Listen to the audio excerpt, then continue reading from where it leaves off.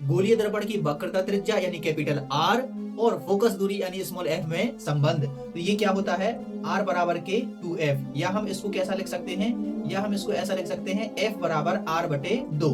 यानी कि देखिए यहाँ पर वक्रता त्रिज्या है वो फोकस दूरी की कितनी है, 2 गुनी, क्योंकि 2 का गुणा है।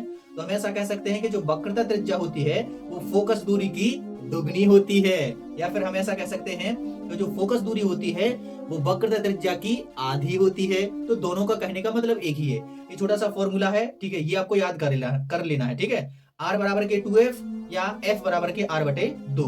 ओके सर, दूसरा फॉर्मूला है भाई साहब लेंस की क्षमता का सूत्र। बस ये दो फॉर्मूले आप लोग सीख लीजिए और आपके 4 नंबर एग्जाम में आ गए, ठीक है। तो देखिए लेंस की क्षमता का सूत्र क्या है, P बराबर के 1/f, और f यहाँ पर क्या है, फोकस दूरी, जो की होती है किसमें, मीटर में। किसमें होती है, मीटर में, ठीक है। ये आप लोग ध्यान रख लीजिए।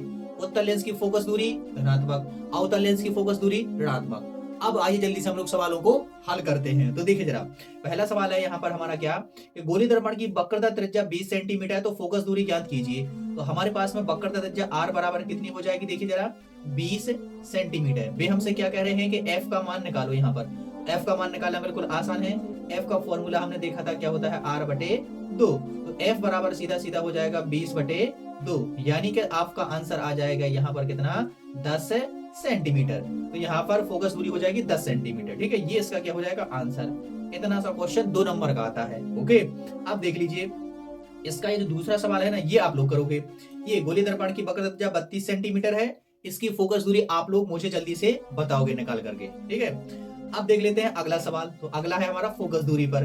तो 2 मीटर फोकस दूरी वाले किसी अवतल लेंस की क्या ज्ञात कीजिए, क्षमता। तो फोकस दूरी यानी f का मान आ गया है आपके पास में कितना, 2 मीटर, और अवतल लेंस है। तो अवतल लेंस की फोकस दूरी f क्या होती है, ऋणात्मक। तो हम इसके आगे क्या लगा देंगे भाई साहब, माइनस का चिन्ह। ये मैं पहले बता चुका हूँ, ठीक है।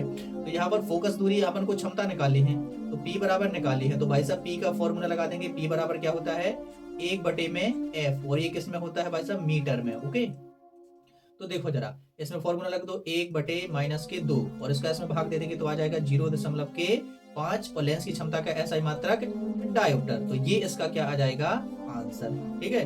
तो ये इसका हो जाएगा आंसर।